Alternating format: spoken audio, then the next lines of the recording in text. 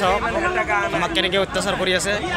মানুহবিলাক তিৰপালৰ তলত আছিল কিন্তু তিৰপালবিলাক তেওঁলোকে খুলি খুলি গুচাই দি আছে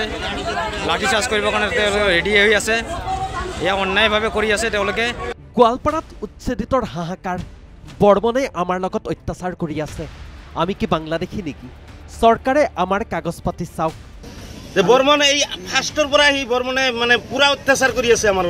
আমাৰ লগত আমি কি বাংলাদেশী নেকি আমাৰ কাগজ পাতি চাওক চৰকাৰে আশ্ৰয় শিবিৰৰ তিৰপাল খুলি দিলে আৰক্ষীয়ে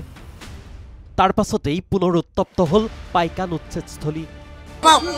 এয়া চাওক মানুহবিলাকক লাঠি চাৰ্জ কৰি আছে এইলোকে এই পুলিচবিলাকে লাঠি চাৰ্জ কৰি আছে মানুহবিলাকক